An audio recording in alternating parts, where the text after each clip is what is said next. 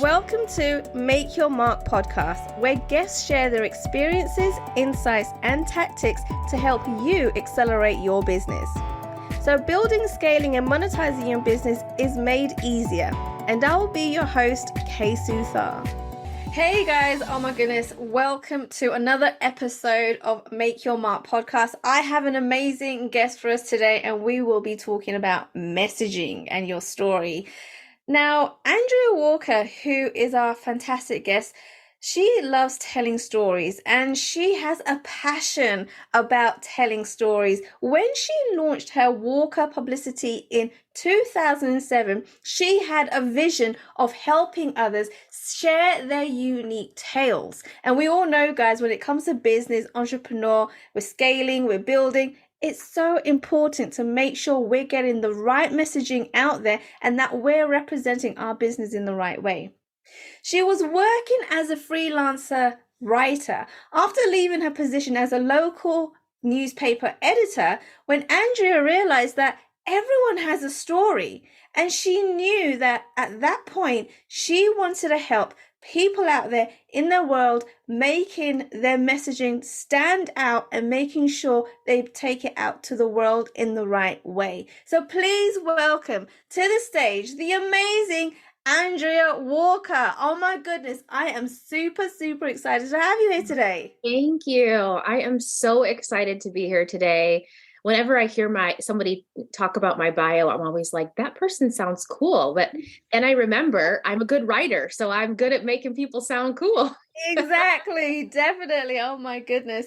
Andrea, before we get into the whole nitty-gritty of storytelling and messaging and all of that good stuff, I would love for you to share with our audience a little bit about your background and what your journey looked like, because I think people tend to think that is easy and it just happens overnight, when we all know that's not the case, right? And so tell us a little bit about your journey and what you've been doing and how you got to this point in business.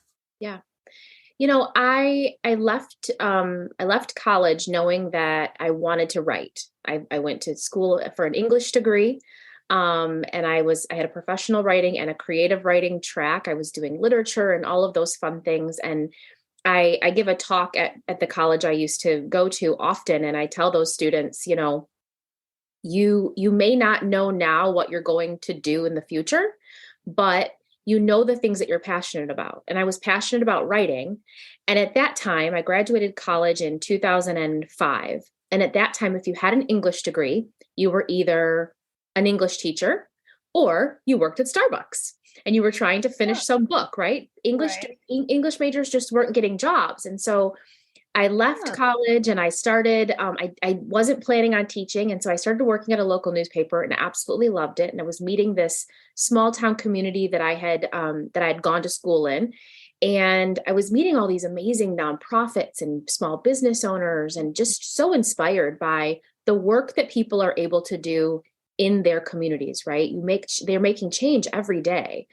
And so I started telling their stories for the local newspaper. I would go to events and I would go to fundraisers and I would go to city council meetings and all of these things that happen in a community. And it was just so intriguing to me.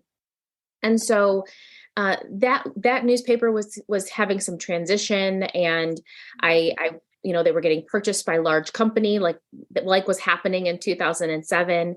And I started freelance writing more for newspapers, magazines, all of these things, and really looking to take that freelance and writing into the national scene, right?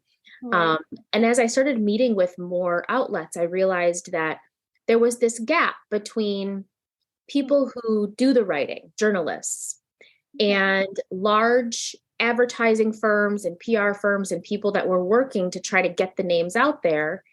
And then these small businesses who had really important stories to tell, but couldn't afford at that time large PR firms and large advertising firms. In 2007 and in 2008, the country was going through such a crisis that even people who could afford those large PR firms couldn't anymore. And as we saw, I'm from Michigan, as we saw in Michigan, our large newspaper industries across the country and especially in our state were laying off journalists, and, all of that was really shifting.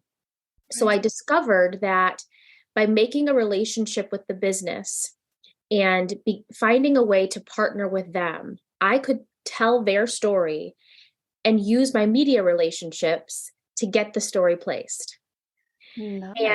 And so I ended up, so instead of, the media budgets were cut, they couldn't afford journalists, and the business budgets were smaller, but they could still find a way to make that work. And so I was in my 20s working out of a bedroom office in an above garage apartment, and just started a website and started an LLC and started working. And one by one, people started saying, oh, Andrea can help with press releases. Oh, Andrea can help with this. Andrea can help with business cards, just little things here and there that people needed to get out there. And at that time, social media was so new. But I was able to help businesses and individuals start getting into social media as well. And I often say, what I do now didn't even exist when I went to college. Right. And so, being flexible is everything. Mm-hmm. So, fast forward a couple of jobs, a couple of houses, a couple of dogs, a husband and a kid later is what I always say. Here I am. It's been 15 years since I started that first LLC. I've since transitioned a bit and changed the name and honed in what I love to do. Mm-hmm. And, but it still always comes back to that core piece of helping people identify what that story is that's so unique, and helping to find the places that they can share it. I love that story, and the fact that you have evolved as things have changed, right? You've kept up with the times, right? Which is so essential when you're a business owner, right? We can't do what people were doing 20 years ago. It just doesn't work. You're gonna lose your business if that's the case. Mm-hmm. And so I love the fact that you didn't set out to do this. It just kind of evolved naturally. It was a natural progression, right? Yeah, which 100%. Again is something that happens with a lot of entrepreneurs. The business that we tend to set out is not the business that we end up having. Right. And so the other thing that I love about this is that I have been told, and I think we had a conversation about this off camera some time ago, like journalists are the best people to tell a story, right? Because you can find a story in anything. Yep. Right. Differently. Yeah. And I like to tell people, if I'm meeting with a new client, I'll say part of my job is just that I'm really nosy. I just want to know. I want to know why you think the way you do. I want to know how you get there. I want to know what got you there. And so that mindset that I think there's a story everywhere has shifted into being really the foundation for how I do all of my work and how I work with clients, because I'm always going to guess that there's something more. Now, I'm always guessing there's something more that's in a positive way, right? This isn't hard-hitting investigative journalism. This is, I want to get to the core of what makes something tick and what makes something unique, because that is always what's different than what someone else does.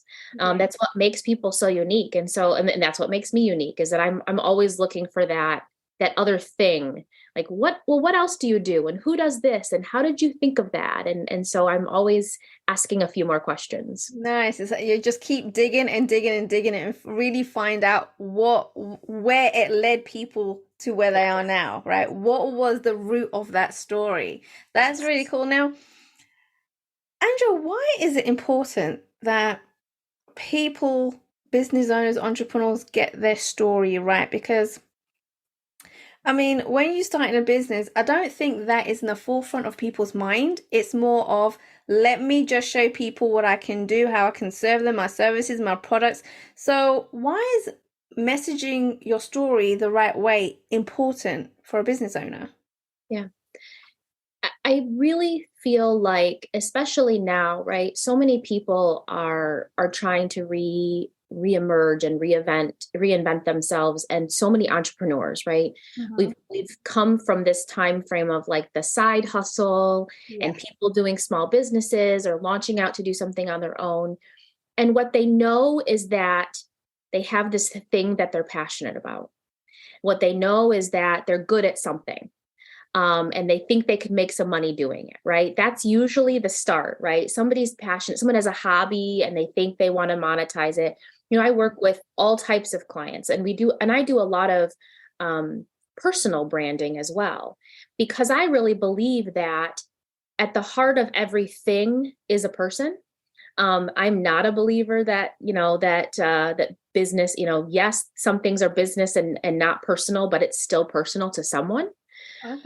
And so when I work with people, what I want to know is the why and the who, because that's always what's different. So taking the time to cultivate that story is really the thing that sets people apart. If you don't take the time to know your brand and to know why and how it's different and unique, you're never going to be able to stay consistent in sharing that message.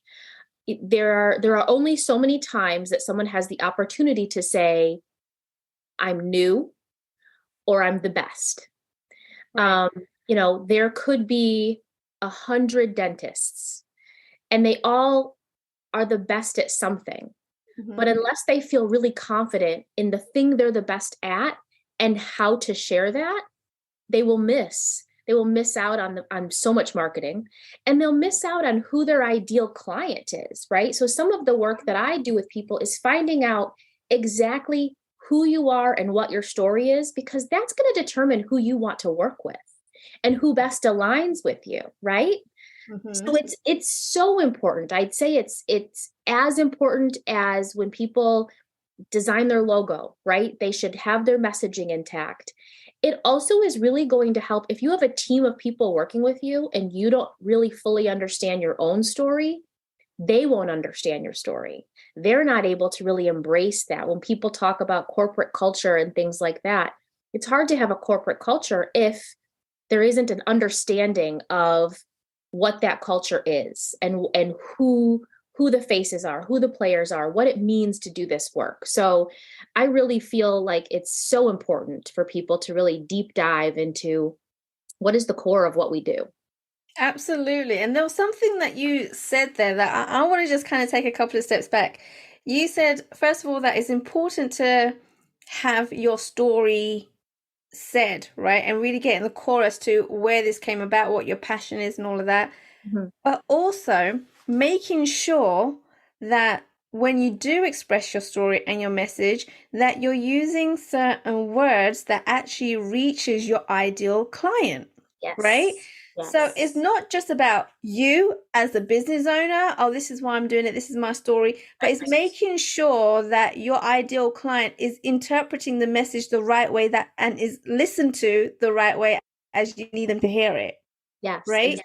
So it's getting the words right and accurate, which is where you come in and say, no, let's not say it this way, let's say it that way. Yeah. Is that right? Exactly. Yeah. And a lot of times when I'll do a workshop with people, we'll sit down and I want to talk to everyone on the team. And I want to find out what their, people hear this in marketing, the perceived value of something or the perception. So words have the same thing, right? So a brand may be explaining something a certain way, but no one actually understands it that way. A company may know that they sell a product, but everyone really knows their brand from something else. Right. So we really take the time to make those deep connections with the whole team, because I want to find out, we workshop the whole team and find out, what do you think you do? Because sometimes what a CEO thinks they do is not the same as what the person on the front line thinks they do.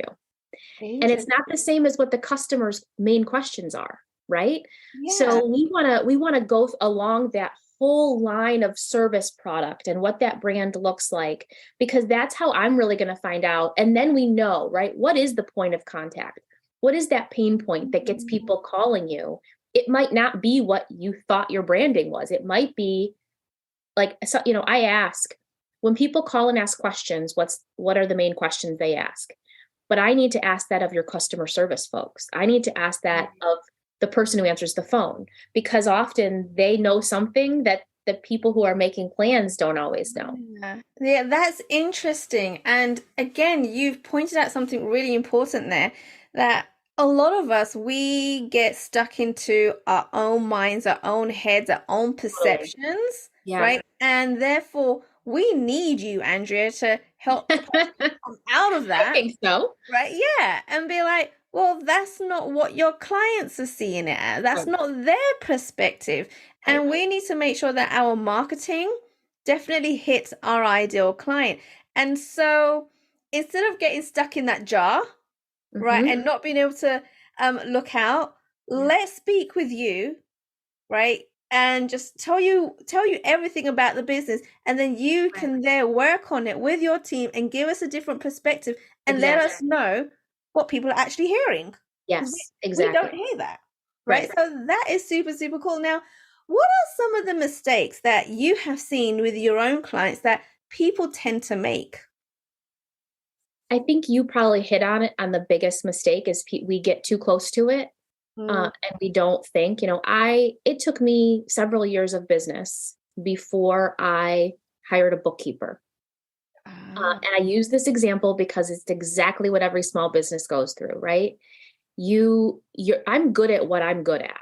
yes. I'm not good at a lot of other things. Mm-hmm.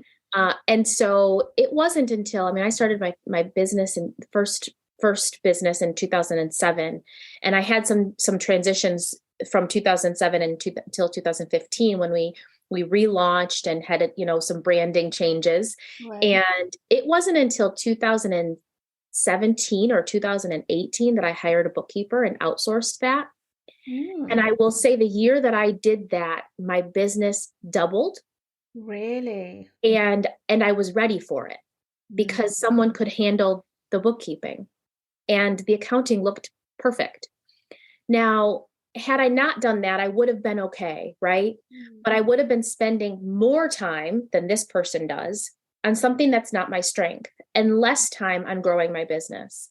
And so I think the biggest mistake that all of us do is thinking that we can just handle it all and not investing in the things that will actually grow the business, that allow us the time that we need to do the actual business. Absolutely. I think Absolutely. that is the biggest mistake for small to large businesses, right? It's the micromanagement, the staying in the jar. We don't see outside of right now and today. And so we miss sometimes really great opportunities Mm. because we think we don't have time, or we think we don't have the budget. Yeah. And so, I encourage everyone just to take a step back and really look at what are those things that you need to spend your time on as a business owner. Mm. And then how do you best get to those things, and what things can someone else do? Right.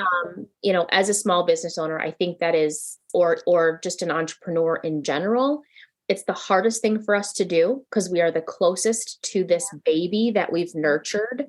I have one son now, but I will always say that this business was my first baby. This thing, I've seen it grow and I've seen it develop, and it's very hard to leave that baby with a sitter. And it's very hard to send that baby to school. But when I know that they can give a better education than I can, when I know that they can teach some skills that I don't have, I have to trust the experts at that, right? Yeah. And it's so that's it. To me, it's the perfect example for business. And the mistake that we make is not trusting other people to help us out, because that's really where growth happens. Absolutely, absolutely. And no successful business have been successful because they've done it all themselves. 100%. Right. And that brings us to the challenge, or Make Your Mark challenge, and the pop quiz that we are now going to do. It's kind of fits well because we are going to be talking about some of these big companies. And so for the listeners that are not sure what the Make Your Mark challenge is, Andrea, I'm actually going to quiz you. Okay. And it's going to get 30 seconds. It is going to be timed, right? Back in school here. It's going to be timed. And all we're looking for is you to name as many companies, brands, the ones that have made it, that we've come to love, that we know, that we use on a daily basis in our businesses or at home. And what I'm doing is, after this season, after 3 months, the guest that has named the most brands in 30 seconds is going to be getting a surprise gift from me. So fun. Right? and no Googling, right? No, So we're the only screen up right now. perfect, because we cannot have anyone. And I was saying cheating, but it's not cheating, just being smart, right? But well, and if the guest who does branding and news for a living cannot name the most, I'm going to be really disappointed in myself. Goodness.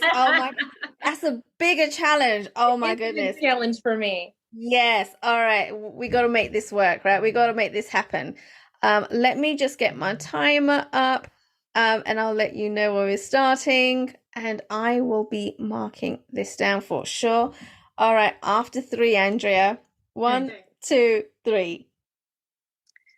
LinkedIn, Facebook, Twitter, TikTok, Snapchat, Coke, Pepsi, 7-Up, Microsoft, Apple, Hoover, Outlook, Zoom, Mitsubishi, GM, Ford, Honda, Hyundai, Toyota, Subaru. All right, stop. That is harder than I thought. Do you know what? Every single guest, right, that comes on says that. I don't know what it is. The minute you get timer. It's that timer. Yes. That timer gets you. It does. I stayed within some segments, so hopefully I noticed that genres help. Yes, that is definitely a smart move to kind of stay in certain segments. But you've done well. Let me just get these counted one. All right, not too bad. 20. All right. 20 seconds. That's actually really good. Oh my goodness, that's impressive. Almost. I mean, I was hoping for 1 a second. Yeah. I was thinking if I could get 1 a second. So that's all right. Almost there. I wonder if there's anyone else that can actually get 1 a second. I've not come across anybody else. We would have to practice just to talk that fast, I think. But no, that was really good. That was really, really good. And so what I'm going to be doing at the end of the season, I will email all the guests, let them know what the scores are. And the one that comes first is going to be receiving a gift from me. Love it. Yeah, awesome. And so let's get back to our episode. And so we were talking about storytelling, getting your messaging out there the right way, and being able to kind of see outside the jar. Would you be able to tell us maybe some tips around doing this? Because the number one thing that I've noticed, Andrea, personally myself, when I've spoken to people, is the flip side of not being able to see a different perspective because you're inside the bottle. And that is that there's so much content out there, so many videos, so many different coaches saying, do it this way and do it that way. And so people are overwhelmed and constantly changing their story, their messaging, because everyone's saying things differently. That's right. And so what are some of the tips that you can give our listeners today to actually get this right, hone it in, and not be overwhelmed with all the content out there? Yeah. The first thing I will say always is take a breath and think about what is important for you to share. So I say the content is king and consistency is queen. So these two take turns being the most important thing. Developing content and knowing what story you want to share is really important. But when it comes to social media and visibility, consistency is the queen. It is the most important thing for you to be consistent. So the biggest tip I can tell people is take a few minutes to just decide, what could we handle? We would like to share our story. What can we handle? Can we make a plan where we do social media? We pick 1 or 2 social media outlets that we can handle, and we post there 4 times a month. That's once a week, right? Like, can we tangibly do this? Set a course of action that is appropriate for consistency. when I sit down and plan with people, sometimes I'm planning with people who are going to have me and my team manage everything for them. So we can make big goals because we're going to handle those goals. But sometimes I'm meeting with someone who wants to try to be able to do it themselves. And so, or they have someone on their team that we might be training. Mm. And so we'll start with, what can you handle right now? What can be consistent right now? It is okay to start small. What I will never tell someone is that I have the, 4 tips to secret success, or download this PDF to maximize your, to triple your followers in 1 week. Mm-hmm. There are some secrets to that, right? Right. But those are not the secrets that the regular person, business owner, can always achieve. And so what I am about is tangible results and helping people just get tangible results, right? What is your goal? You want 10 more people to see your posts? Okay, let's work on that. You want 1 sales call a month? Okay, let's work on that. The other reason that I tell people to really take a breath and think about content and consistency is because, let's just say you created the perfect TikTok tomorrow. Right. It went viral. Mm-hmm. And hundreds of thousands of people started calling you or visiting your website. Right. Do you have the capacity to handle an influx of new clients or customers tomorrow? A lot of times people want something that they actually don't have the capacity for. Right. And so you only get 1 shot to give everybody a first impression, right? Mm-hmm. And so I actually will talk to people about, okay, so if this promotion works, what's on your back end and ready to handle it? Right. Right. So it's thinking big picture, always thinking big picture, thinking of the business as a whole, thinking of social media and media outreach as a part of that whole picture, not just one thing or the other thing. Right. It's so important is just to look at that. There will be new platforms coming all the time. Mm-hmm. Right. People ask me. So for years, people said, well, should we be on Snapchat? Everybody's on Snapchat. Right. Yes. Right. And now, should we be on TikTok? Everybody's on TikTok. Yeah. That's because it's 2023. And that is what is big right now. Right. Exactly. There are a few key players in social media that we all know have been around for a long time and will continue to be around for a long time. Mm-hmm. I tell people, if they don't have the capacity for everything, go to the longest lasting, most sure thing social media platforms.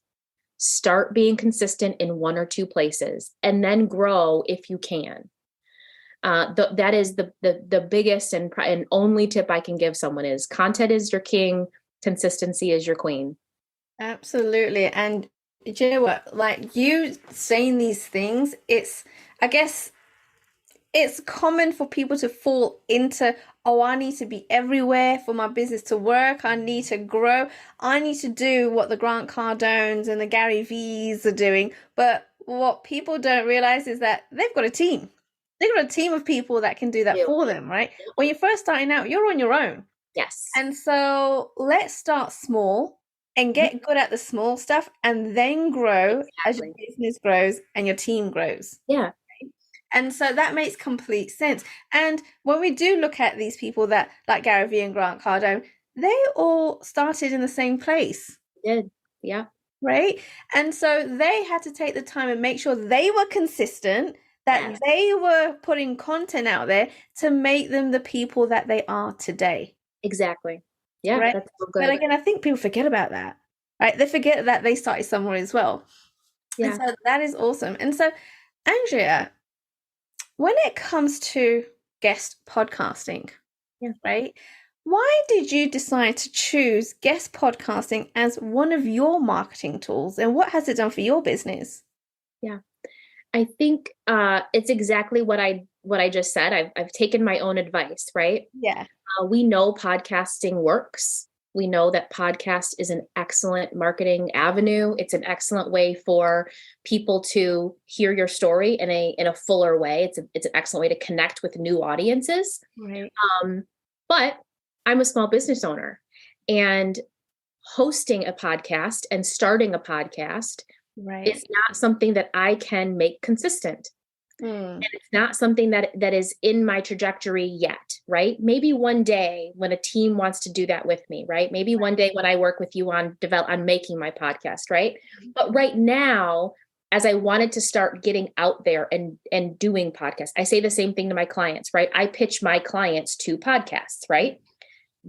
Because I have a story to share.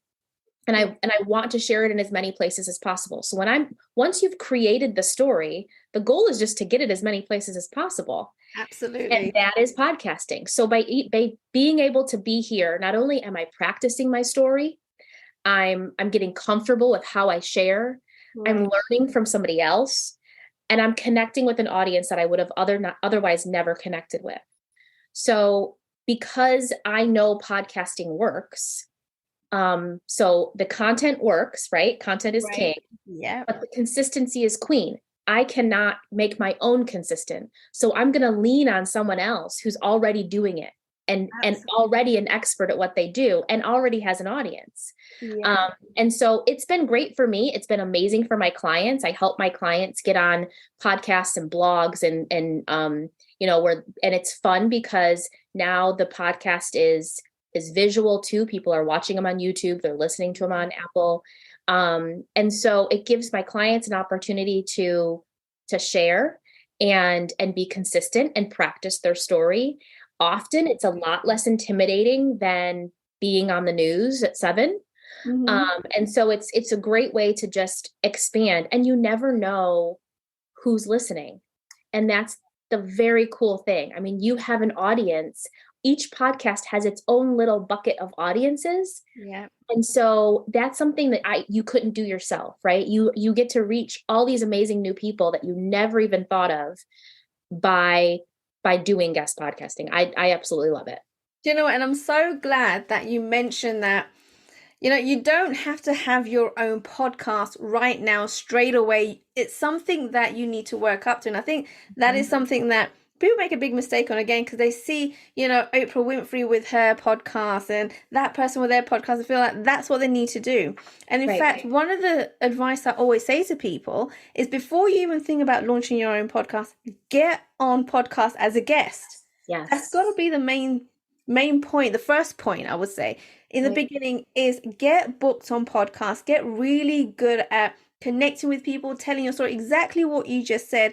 And then if you like it and you want to do it, and you can see that it's a lot of work, right? You can see the processes that these podcasters have to put in place to make it all work and what systems they're using. And if you then want to do it and step into it, then fair enough. Yes. But be guests on podcasts first before you launch your own podcast. Absolutely. Yep. Thank you for sharing that. Oh my goodness. Andrea, it was so awesome to have you on the show today and share your golden nuggets. But I also know that there's going to be people out there thinking, oh my goodness, I need to speak to Andrea, right? I need to be working with her. I'm working with people. And so how would they connect with you if they wanted to work with you or just learn more about what you do? Yeah. So anyone is welcome to visit my website. There are some fun nuggets there. We just did a new blog this week on crisis communication and putting together a crisis communication plan for your team. So there's some blogs there. That's walkerpublicity.com. It's an easy way to connect with me. And I love LinkedIn connections. I'm happy to connect with anyone on LinkedIn. So you can find me there, Andrea Walker Leidy. And so that's a great way to connect. I'm also sharing tidbits and information there all the time. But if anyone wants to just ask a question or schedule a workshop, we're happy to do any of those discovery conversations and do some media workshops with people. And I'm happy to have those conversations. Oh, fantastic. And thank you for, oh my God, your generosity, right? And guys, if you haven't already reached out to Andrea, if you haven't gone and seen her stuff, her blogs, all that good stuff, go and do it right now. If you've missed out on the link, they're in the show notes below. Go scroll down, get those links and reach out to Andrea, learn more about her, go read those blogs and connect with her, right? She loves LinkedIn. Connect with Andrea on LinkedIn and find out what else she's doing and how else she can help you. Andrea, it was such a pleasure having you on the show. Thank you so much, Kay. This was lovely. Thanks for listening to Make Your Mark podcast at www.makeyyourmark.com. makeyourmarkpodcast.com. Make sure you hit that subscribe button so you get this and every other episode that comes out. We have lots of great stuff coming, so make sure you hit subscribe so you don't miss it. And thank you in advance for all the reviews and comments. I appreciate it so much, and I look forward to serving you in next week's episode.